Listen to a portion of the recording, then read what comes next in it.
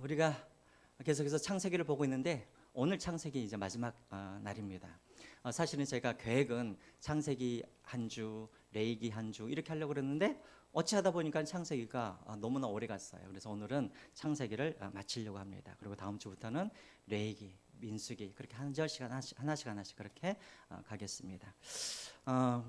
우리가 창세기 하면은 제가 뚝 반으로 이게 두 부분으로 나눈다 그랬죠. 1장부터 11장까지는 무슨 아이고 까먹으셨어요? 1장부터 11장까지는 무슨 시대? 원시 역사. 그렇죠? 원시 역사. 그리고 12장부터 50장까지는 무슨 역사? 족장의 역사라고 했죠. 그래서 우리가 족장의 역사를 우리가 보면서 지금 아브라함 그리고 이삭 그리고 야곱까지 우리가 다루었고요. 오늘은 이제 요셉에 대해서 우리가 함께 살펴보려고 합니다. 자, 여러분들에게 한번 질문을 할게요. 여러분 저를 한번 보세요. 자, 여러분들은 요셉이 팔려간 자라고 생각하십니까? 아니면 보냄을 받은 자라고 생각하십니까? 팔리기도 하고 보냄을 받기도 하고. 다시 한번 여러분 생각해 보세요. 요셉은 팔린 자인가 아니면 보냄을 받은 자인가? 여러분 우리가 인생을 바라볼 때 우리는 두 가지의 관점으로 우리가 인생을 보게 돼요. 첫 번째는 뭐냐면 운명론적 관점입니다. 다시 말하면 모든 내 삶의 그런 사건과 그리고 만남과 내게 일어나는 모든 일들을 운명론적인 그런 관점으로 보는 거예요. 그러니까는 모든 일들이 자연의 법칙, 우연, 그리고 어떤 숙명 이런 것으로 내 인생이 그렇게 되어진다라고 생각하는 그런 생각들, 이게 바로 운명론적 관점입니다. 이런 사람들은 요셉을 바라볼 때 요셉이 팔렸다라고 그렇게 바라볼 수가 있는 것이죠. 하지만 또 다른 관점이 있습니다. 어떤 관점이냐면 하나님의 섭리라는 관점인 것이죠.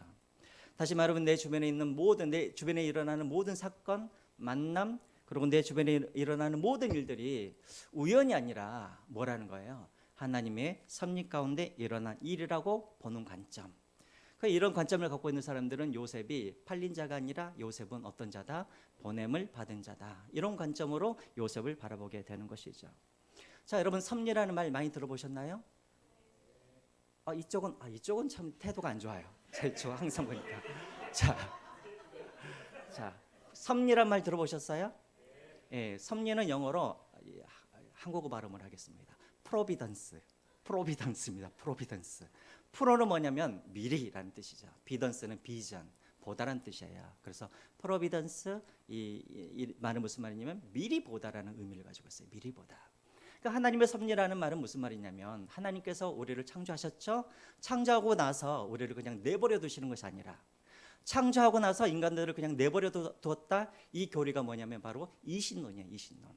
그러나 우리는 이신론자들이 아니에요. 우리는 어떤 사람들이냐면 하나님이 창조하셨죠. 창조하셨을 뿐만 아니라 하나님은 모든 만물들의 계획과 뜻을 가지고 그 사람들을 인도하신다라는 것이죠. 그리고 네, 그래요. 자, 보세요. 하나님이 모든 피조물의 계획과 뜻을 가지시고 그것을 인도하시고, 그래서 하나님의 뜻을 이루기 위하여서 하나님께서 피조물 가운데 오셔서 역사하시는 그 모든 일들, 이것을 갖다가 뭐라고 하냐면 섭리라고 하는 거예요. 그래서 계획하시고 그 일들을 이루어 가시는 것, 이것을 섭리라고 그렇게 우리가 말을 합니다.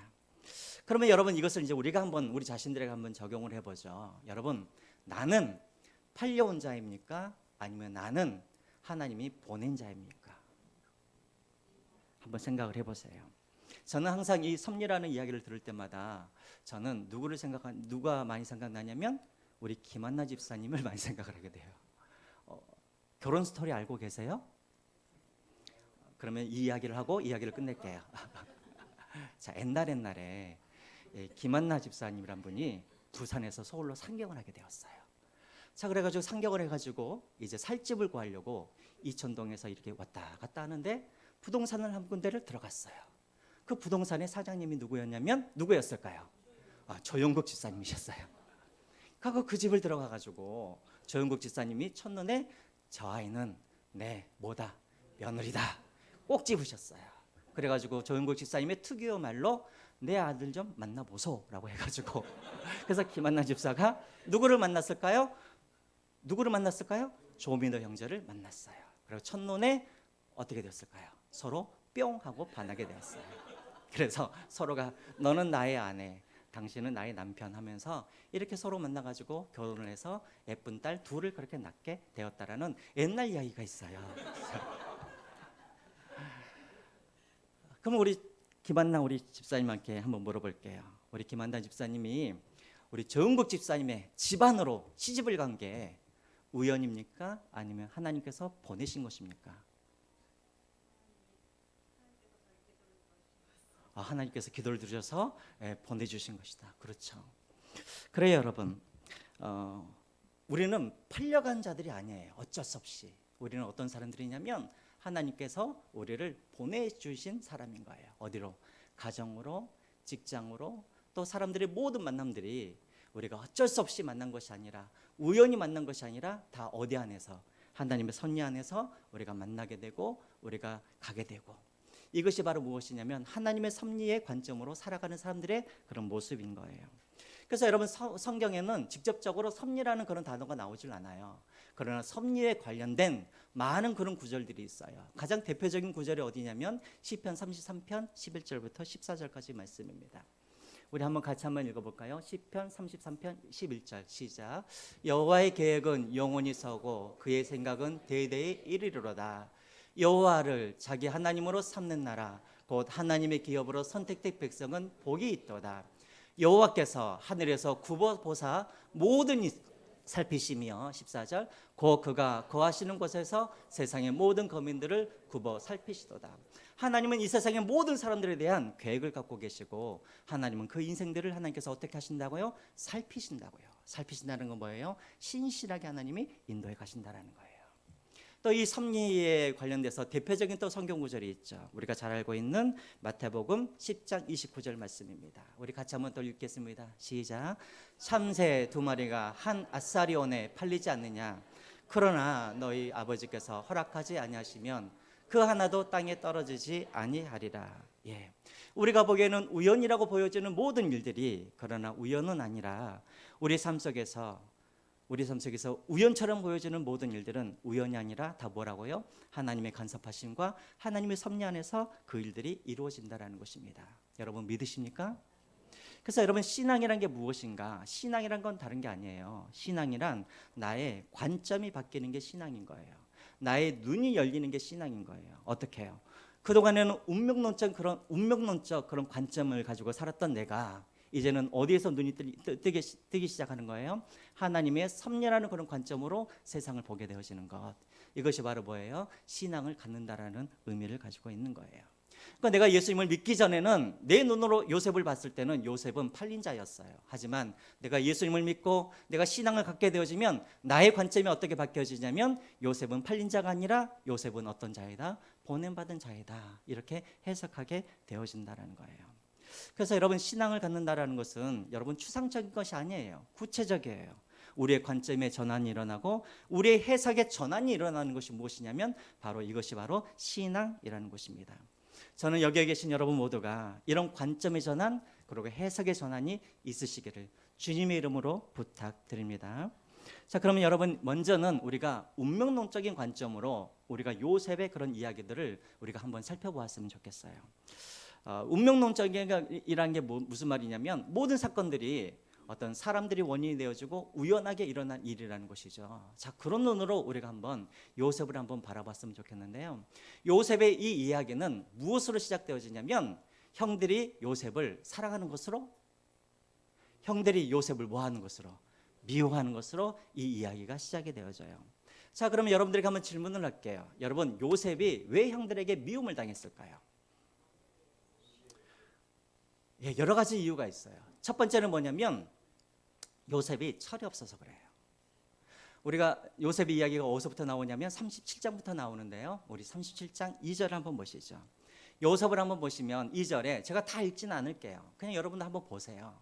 요셉이 항상 형들과 양떼를 치러 이렇게 나아갈 때 자세히 형들을 잘 봐요. 그래서 형들이 혹시 게으름을 피우고 있지는 않는지, 형들이 혹시 양떼들을 잘 돌보지는 않는지 항상 보고 있다가 그것을 누구에게 말을 해요? 아버지한테 항상 말을 해요. 그러니까 여러분 순수한 의미로 가지고 있으면 순수한 그냥 장점으로 보자면 그냥 아버지의 그냥 양떼를 잘 이렇게 지키기 위하여서 재산을 지키기 위하여서 그렇게 할 수도 있는 것이지만 부정적으로 보면은 요셉은 어떤 사람이었어요? 고자질쟁이였어요. 그러니까 형들이 좋아할 리가 있어요? 네, 좋아할 리가 없죠. 자, 두 번째는 뭐냐면 아버지의 뭐 때문에? 편애 때문에 그래요. 아버지의 편애. 우리 먼저 여러분 창세기 37장 3절 한번 보시죠. 그 다음 절 3절 한번 보여주실까요? 자, 같이 한번 읽어보겠습니다. 시작. 요셉은 노년에 얻은 아들이므로 이스라엘의 여러 아들보다 그를 더 사랑함으로 그를 위하여. 여기서 중요한 게 뭐냐면 채색옷이에요. 채색옷. 여러분 채색옷은 누구에게 입혀줄까요? 부자. 그러면 다 입혀줘야죠. 근데 요셉에게만 채색옷을 입혀줘요? 무슨 의미일까요? 당시에 채색옷을 입는다는 것은 상속자라는 말이에요. 상속자. 자, 그럼 여러분 보세요. 자, 요셉은 몇 번째 아들이에요? 11번째 아들이죠. 그 첫째 아들은 누구예요? 루벤이죠. 그럼 누가 채색옷을 입어야 돼요?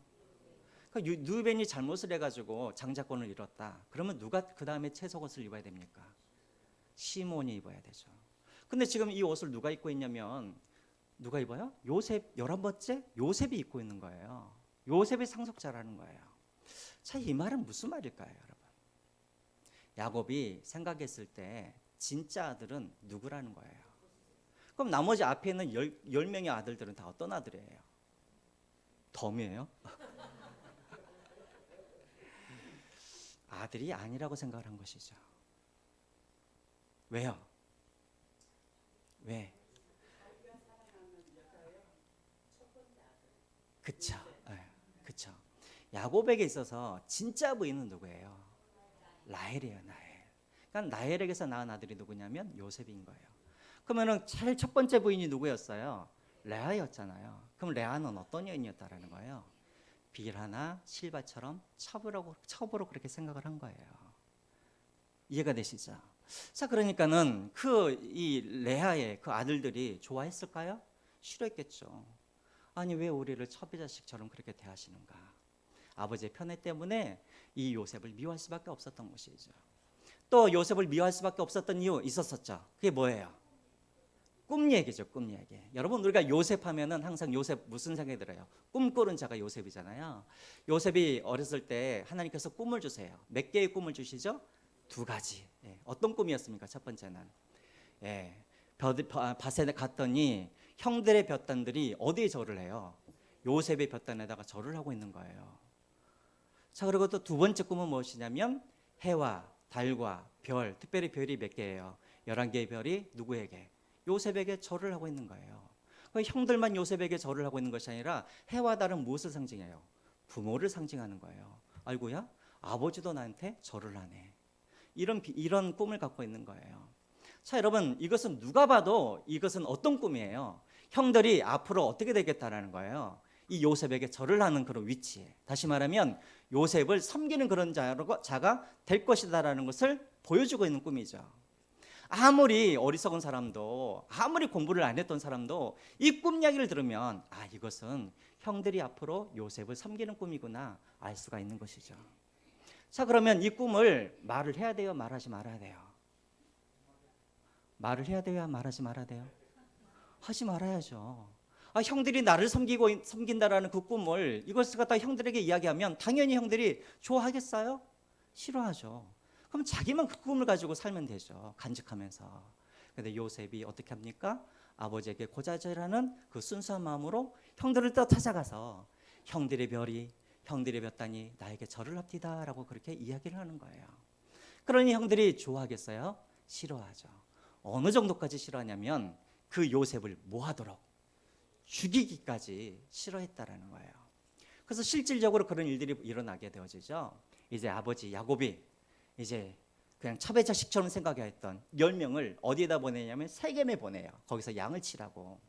그리고 이제 어느 날 이제 요셉에게 형들이 게으름 안 피우고 양들을 잘 지키고 있는지 세겜으로 가서 형들을 좀 이렇게 감시하고 와라라고 했어요. 그래서 요셉이 철없이 또 가게 됐네요. 근데 세겜에 갔더니 형들이 있었어요, 없었어요? 없었어요. 그럼 돌아와야죠. 근데 뭐하러 더 끝까지 또 형들을 쫓아갑니까? 어디까지 쫓아가냐면 도단까지 쫓아가게 되는 거예요. 그랬더니 거기서 이제 형들을 발견하게 되어지죠. 자, 그랬더니 요셉을 발견한 형들이 어떻게 합니까? 자, 한번 보시죠. 우리 창세기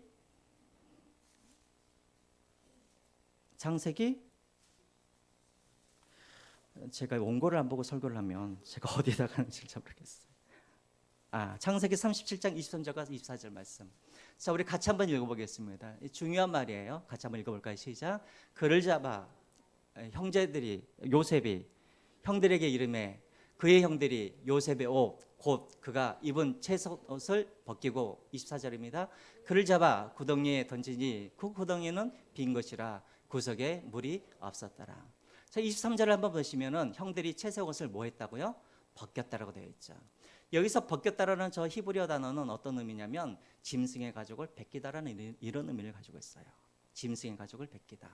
그러면 여러분 이 형들이 요셉을 뭐 취급했다라는 거예요? 짐승 취급을 했다라는 거예요. 내 동생이 아니라 얘는 짐승이다. 그래서 채색옷을 짐승 가죽 벗기듯이 벗겨서 어떻게 합니까? 그를 잡아다가 구덩이로 던져버려요. 짐승 취급했다라는 것을 어떻게 알 수가 있냐면 동생을 구덩이에 던졌어요. 요셉이 믿음으로 기다리고 있었을까요? 구덩이에서 뭐 했을까요? 나를 살려달라고. 내가 혹시라도 형들에게 실수한 게 있다면 용서해달라고 울부짖었겠죠. 그런데 그 형들이 구덩이 옆에서 뭘 했어요? 뭘 했어요?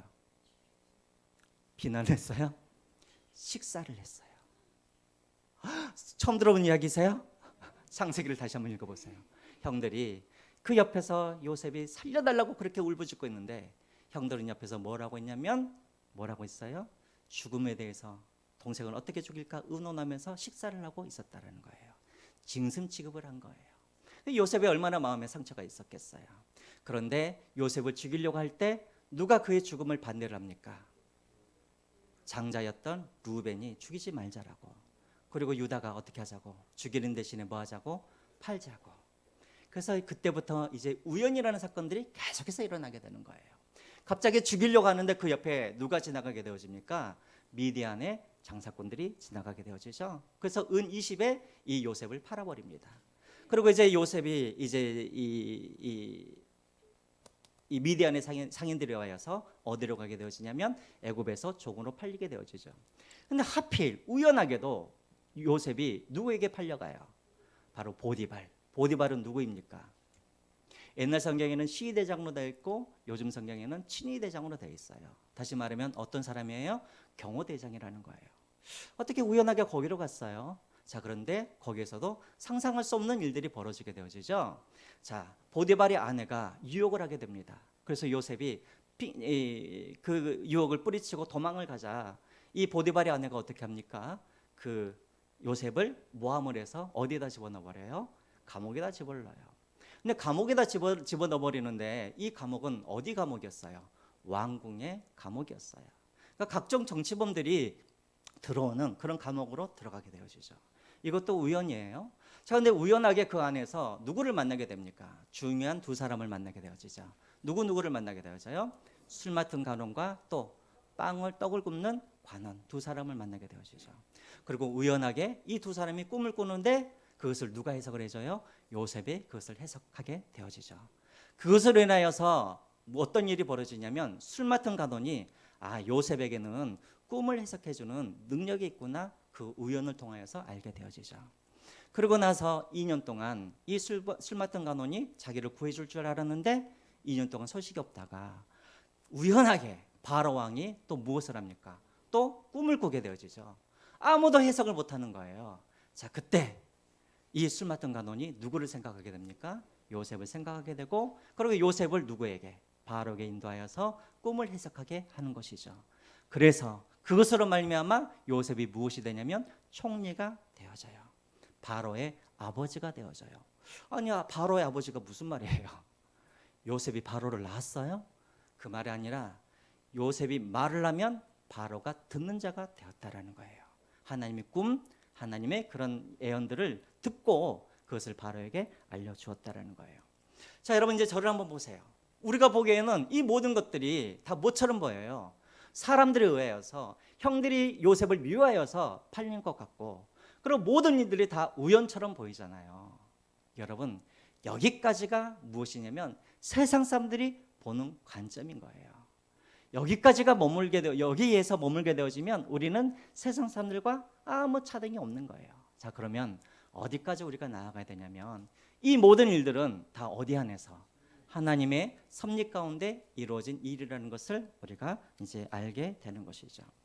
자, 그럼 여러분들에게 한번 질문을 할게요. 요셉이 자기도 형들에 의해서 팔렸다라고 생각을 했었어요. 자, 그런데 어느 순간에 어떤 사건을 통하여서 내가 팔린 사람이 아니라 내가 하나님으로부터 보냄받은 사람이라는 것을 깨닫게 되어져요. 어떤 사건이었을까요? 흉년으로 인하여 형님을 만났어요. 그래서요. 다 오셨어요. 조금만 더 가세요. 형님들이 요셉 앞에서 뭘 했어요? 절을 했어요. 그래요. 기근이 왔어요. 고대 근동에. 어떤 기근이 왔냐면 애굽에 가뭄이 들었어요. 여러분, 애굽은 가뭄이 드는 곳이에요, 안 드는 곳이에요? 가뭄이 드는 곳이 아니에요. 왜? 거기 옆에는 뭐가 흐르고 있어요? 나일강이 흘러요. 그런데 가뭄이 들었어요. 그러니까 고대 근동이 완전히 양식이 다 떨어져 버린 거예요. 그래서 야곱이 10 형제를 야곱으로 보내서 양식을 구하도록 하는 것이죠.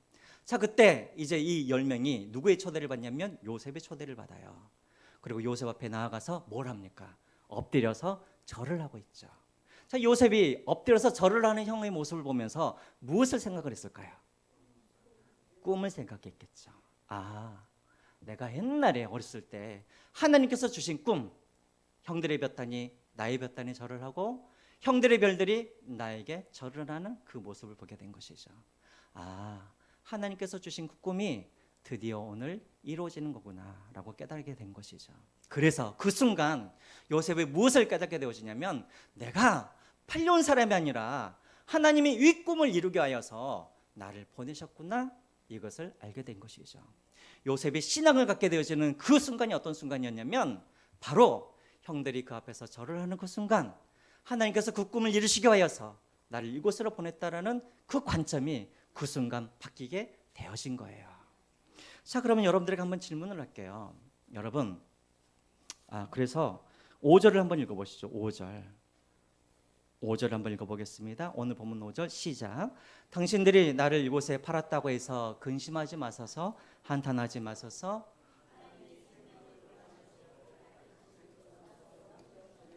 네, 형들을 보자마자 요셉이 이렇게 고백을 하는 거예요. 너희들이 나를 팔았다고 근심하지 말아라. 너희들이 나를 판 것이 아니라 누가 나를 보냈다? 하나님이 나를, 당신에 앞서서 나를 보냈다라고 그렇게 고백을 하게 되는 거예요. 자, 여러분, 그럼 저를 한번 보세요. 요셉이 몇 년 동안 종살이를 했어요. 몇 년 동안 감옥에 있었었죠? 요셉이 17살 때 팔려왔어요. 그리고 13년 동안 종살이와 노예로 그렇게 살았어요. 감옥에 갇혔어요. 그리고 30세 때 총리가 되었어요.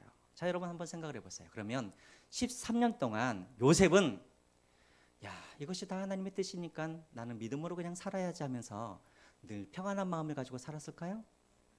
감옥에 있었을 때도 그냥 하나님께서 그냥 다 해결해 주시겠지 하면서 가만히 있었을까요? 아니에요. 요셉은 그 상황을 벗어나려고 열심히 노력했던 사람이에요. 많은 설교자들이 요셉은 믿음이 있으니까 요셉은 평안한 마음으로 그 고난의 기간을 지났다고 생각을 하지만 요셉은 그 상황을 바꿔보려고 노력을 했던 사람이에요. 기도도 했겠죠. 하나님, 제발 나를 구원해달라고. 목사님, 그것을 어떻게 할 수 있어요? 지어내신 이야기 아니에요? 절대 저는 지어내지 않아요. 자, 한번 확인을 해볼까요? 여러분, 창세기 40장 14절과 15절을 한번 보세요. 요셉이 술관원의 꿈을 해석해 줄 때 요셉이 이렇게 술관원에게 부탁을 해요. 한번 보시죠. 시작. 당신이 잘 되시거든 나를 생각하고 내게 은혜를 베풀어서 내 사정을 바르게 알려 이 집에서 나를 건져 주소서. 15절. 나는 히브리 땅에서 끌려온 자요 여기서도 옥에 갇힐 일을 행하지 아니하나이다. 요셉은 믿음을 가지고요 가만히 있지 않았어요. 뭐 했어요? 술관원에게 부탁을 한 거예요. 제발 나의 무고함을 누구에게 좀 말해달라고, 파로에게 좀 말을 해서 나를 여기서 뭐하게 해달라고, 꺼내달라고 계속 그렇게 한 거예요. 다시 말하면 여러분, 요셉은 이 상인들에게 팔려올 그때부터 계속해서 하나님 앞에 기도를 했겠죠. 그 상황을 좀 바꾸게 해달라고. 하나님 제발 우리 형들의 마음을 바꿔서 이 미디안의 상인들에게 나를 좀 건져달라고. 또 보디발의 집에서는 하나님 내가 더 이상 종살이 할 수 없습니다. 빨리 집으로 돌아가고 싶습니다. 이 노예의 상황에서 나를 벗어나게 해달라고. 또 감옥에 갇혔을 때도 그가 믿음으로 거기에 가만히 있었던 것이 아니라 아마 기도했겠죠. 하나님 속히 나의 무고함이 해결되어서 속히 내 아버지가 계시는 땅으로 돌아갈 수 있게 해달라고. 자, 그런데 여러분 보세요. 하나님이 그의 기도를 들어주셨어요? 안 들어주셨어요? 에? 자, 14년 동안 하나님이 그의 기도를 들어주셨어요? 안 들어주셨어요? 14년 동안 한 번도 하나님은 요셉의 기도를 들어주지 않았어요. 요셉이 하나님에 대해서 어떤 마음을 가지고 있었을까요? 아니 왜 다른 사람들의 기도는 다 들어주시는데 내 기도는 왜 이렇게 하나님이 안 들어주실까? 하나님은 왜 저렇게 냉정하실까? 대체 나는 이 애굽 땅에서 이 고난을 받고 있는데 이 고난의 의미가 대체 뭘까? 내가 감옥에서 내가 지금 죄수로 살고 있는데 이 고통의 의미가 대체 무엇일까? 요셉도 절망하면서 그렇게 살았을 거예요. 자, 그런데 언제?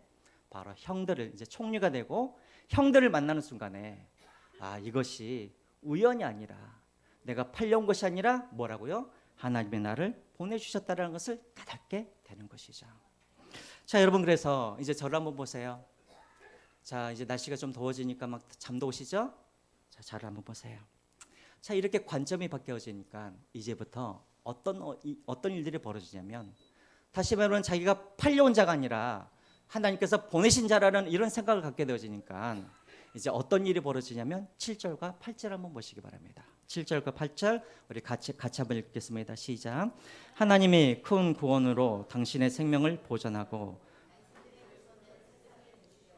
나를 당신보다 먼저 보내셨나이다. 그런즉 나를 이리로 보낸 이는 당신들이 아니요 하나님이 나를 바로에게 아버지로 삼으시고 그 온 집의 주로 삼으시며 애굽 온 땅으로 통치자로 삼으셨느니라. 전에는 요셉이 나는 팔린 자라고 생각을 했는데 이 형들을 보는 순간에 그는 하나님이 나를 보내신 거라고 생각을 한 거예요. 관점이 바뀌어진 거예요. 이제 하나님께서 나를 미디안 상인에게 하나님께서 보내신 것이고 하나님이 나를 포디발의 집에 보내신 것이고 하나님이 나를 감옥으로 보내신 것이고 하나님이 나를 감옥에서 어디로? 궁전으로 바로 앞으로 보내셨다는 것을 하나님의 섭리의 눈으로 그것을 보게 된 거예요. 자, 그것을 보게 되어지자 어떤 일이 생기게 되어지냐면 이 요셉이 무엇을 깨닫게 되어지냐면 하나님의 사명을 발견하게 된 거예요. 하나님의 사명이 뭐였을까요? 고백하죠. 7절과 8절에 뭐라고 그렇게 고백을 합니까? 하나님이 나를 당신 앞에 보낸 이유는 무엇을 구원하기 위하여서 우리 가족들을 구원하고 또 애굽과 이 주변의 나라를 구원하기 위하여서 살리기 위하여서 하나님이 나를 미리 보내셨습니다라고 고백하게 되는 거예요. 자, 그가 과거에는 그냥 내 인생이 그냥 팔린 인생이라고 생각했을 때는 그는 그냥 무의미한 인생이라고 가치 없는 인생이라고 그냥 버려진 인생이라고 생각을 했겠지만 그가 하나님이 나를 보내셨다라고 그가 깨닫는 순간 그는 무엇을 발견하게 되어지냐면 사명을 발견하게 된 거예요. 하나님이 가족을 살리도록 하기 위하여서 주변의 나라를 살리도록 하기 위해서 하나님이 나를 앞서 보냈다라고 그가 사명을 발견하게 된 것이죠. 여러분 그래요. 저를 한번 보세요. 우리가 왜 하나님의 관점으로 우리가 우리 인생을 봐야 되는가? 그것은 무엇이냐면 우리가 사명을 찾기 위해서라는 거예요. 여러분들에게 한번 생각을 해보세요. 여러분들은 지금 다니고 계시는 그 직장 하나님께서 보내신 거라고 생각하십니까? 아니면 여러분들이 그냥 팔려간 것이라고 생각을 하십니까? 만약에 여러분들이 그냥 직장을 돈 벌기 위하여서 우연히 내가 선택해서 그 직장을 내가 잡았다고 생각을 하게 되면 여러분들 그 직장에서 사명을 발견할 수가 없어요. 그러나 여러분들이 정말 하나님께서 나를 그 직장으로 나를 보내셨다라고 여러분들이 믿는다고 한다면 여러분들은 그 직장 안에서 여러분들은 무엇을 발견하게 되냐면 하나님의 사명을 발견하게 되는 거예요. 자, 저를 한번 보세요. 이제 곧 있으면 결혼하는 부부가 있어요. 우리 이내와 또 우리 정영 형제가 결혼을 해요. 스스로 생각을 해보세요. 우리 신랑과 신부 되신 신랑이 아니 우리 이내에 우리 부모님이신 우리 이 장로님과 우리 박 보사님도 한번 생각을 해보세요. 우리 이내가 우연하게 말이 좀 그렇지만 팔려서 그 집으로 가는 것입니까? 아니면 하나님께서 우리 이내를 그 집으로 보내신 것입니까? 또 우리 정영군도 마찬가지예요. 하나님이 정영군을 이 집으로 하나님께서 보내신 거예요? 아니면 팔려온 거예요? 이 관점이 달라지는 거예요. 그냥 왔다고 생각하게 되어지면 먼 훗날 되돌아보면 내가 왜 이 사람을 만났을까 후회밖에 안 남는 거예요. 하지만 왜 하나님께서 나를 이곳으로 보내주셨는가를 내가 알게 되어지면 내가 무엇을 발견하게 되어지냐면 그 사명을 발견하게 되는 거예요. 여러분들의 남편을 한번 보세요. 또 부인의 얼굴을 한번 보세요. 여러분들 팔려오셨어요? 아니면 여러분들은 하나님이 보내셔서 그 집안으로 가신 거예요? 여러분들이 지금까지 내가 팔려왔다고 생각을 한다고 한다면 여러분들은 불행해질 수밖에 없어요. 내가 왜 이 남편을 만나가지고, 내가 왜 그 아내를 만나가지고, 그때 우리 뒷집에 예쁜이가 있었는데 내가 왜 그거를 포기하고 내가 이 여자를 선택했을까?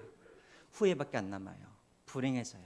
하지만 하나님이 저 남자에게, 하나님이 저 여자에게 나를 보내셨다고 생각한다면 거기 안에 하나님이 무엇이 감춰져 있어요? 사명이 감춰져 있는 거예요. 직장도 마찬가지예요. 교회도 마찬가지예요. 왜 하나님께서 이런 교회로 나를 보내셨을까? 그냥 내가 선택해서 내가 우연히 이 교회에 왔다고 생각한다면 나는 한없이 불행해질 수밖에 없는 거예요. 언젠가는 꼭 떠나야지 그래요. 하지만 하나님께서 나를 이 교회로 보내셨다고 생각한다면 우리는 이곳에서 무엇을 찾고자 해요? 사명을 찾고자 하는 거예요. 저는 여러분들에게 이런 하나님의 그런 섭리의 관점으로 여러분들에게 일어나는 모든 일들을 하나님이 나를 보내셨다는 관점으로 보시길 바랍니다. 그래서 사명을 발견하시길 바랍니다. 두 번째가 있어요. 이 하나님의 관점을 밝히자 어떤 일들이 벌어지냐면 형들과 뭘 하게 되는 거예요? 화해가 이루어지게 되는 거예요. 다시 말하면 형들과 용서가 이루어지고 화해가 이루어지게 되어져요. 자, 여러분 저를 한번 보세요. 자, 지금 형들을 요셉이 몇 살 때 만났을까요? 우리 정국한 장로님이 아이스크림을 쏘시겠습니다. 자, 몇 살 때 지금 만났을까요? 땡땡땡땡땡땡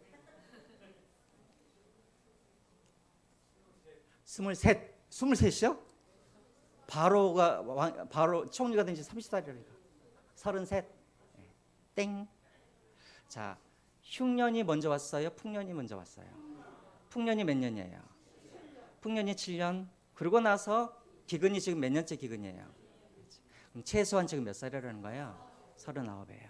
자, 그러면 이 사람이 요셉이 총리가 된 지 몇 살이에요? 30살. 그럼 지금 몇 년이 흐른 거예요? 9년. 그럼 그 9년 동안 왜 요셉은 아버지를 찾아가지 않았을까요? 만약에 여러분들이 성공을 했다고 한다면 여러분들은 가장 먼저 누구를 찾아갔을 것 같아요? 예? 아버지를 찾아가서 금은보화를 아버지에게 다 주고, 그쵸?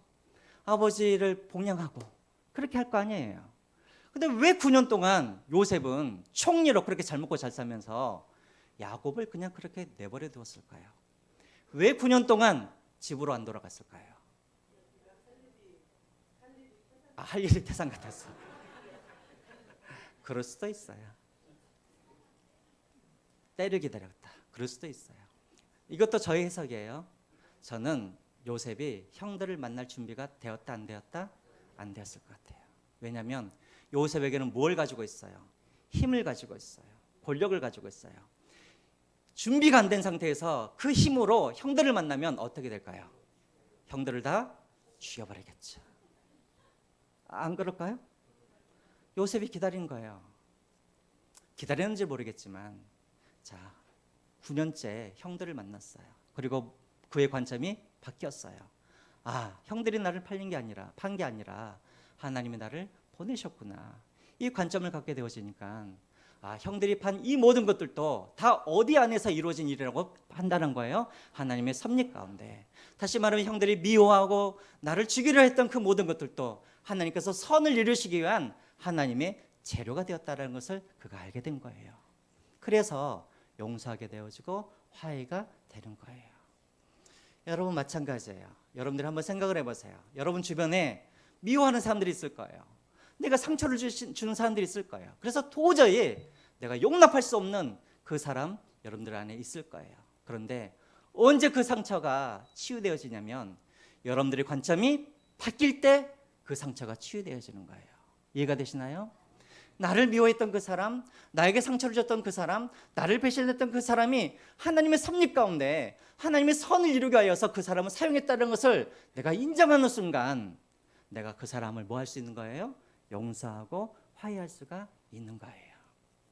그래서 여러분 절대 우리는 하나님의 섭리를 깨닫지 못하면 우리는 과거에 나에게 상처를 입은 그 사람을 우리는 용서할 수가 없는 거예요. 두 가지의 변화가 일어났어요. 하나님의 섭리를 깨닫는 순간 첫 번째는 사명을 발견하게 되어지고 두 번째로는 용서와 화해가 이루어지게 된 것입니다. 저는 여러분들에게도 이런 은혜가 있었으면 좋겠습니다. 하나님의 그런 섭리의 관점들을 여러분들이 가지셔서 첫 번째로는 사명을 발견하시고 두 번째로는 용서와 화해가 여러분들의 삶 가운데 그런 은혜가 있기를 주님의 이름으로 부탁드립니다. 이제 말씀을 맺겠습니다. 여러분 신앙은 무엇인가? 추상적인 게 아니라고 그랬죠. 우리의 관점이 바뀌는 거예요. 과거에는 내가 운명론적인 그런 관점으로 내가 세상을 보았다고 한다면 이제는 하나님의 섭리라는 관점으로 내 삶과 내 인생을 그렇게 바라보게 되는 거예요. 과거에는 왜 하나님께서 나만 돌보지 않는가? 왜 과거에는 왜 나만 고통을 당하고 왜 나만 이런 어려움을 당하는가? 왜 하나님께서 나의 기도를 안 들어주시는가? 과거에는 내가 이렇게 살았다고 한다면 이제 하나님의 관점을 내가 갖게 되어지면 그래서 하나님이 나에게 이런 질병을 주셨구나. 그래서 하나님께서 나를 그곳에 보내주셨구나. 그래서 하나님이 저 사람을 나로 하여금 만나게 해주셨구나. 그래서 하나님이 이 일을 위하여서 하나님이 그렇게 하셨구나. 나의 관점이 바뀌어지고 그래서 원망과 불평했던 내 인생이 어떻게 해요? 찬양과 감사로 바뀌어지게 되는 것입니다. 나의 관점이 바뀌어졌을 때 악을 선으로 바꾸시는 그 하나님, 그리고 모든 것을 합력하여 선을 이루시는 그 하나님의 은혜를 발견하게 되어주고 그 은혜를 우리가 누릴 수 있게 되는 거예요. 마지막으로 우리가 로마서 8장 28절 말씀 읽고 마치겠습니다. 시작. 우리가 알거니와 하나님을 사랑하는 자 곧 그 뜻대로 부르심을 입은 자들에게는 모든 것이 합력하여 선을 이루니라. 아멘. 우리 찬양하시면서 준비하신 내용을 하나님 앞에 올려드리겠습니다.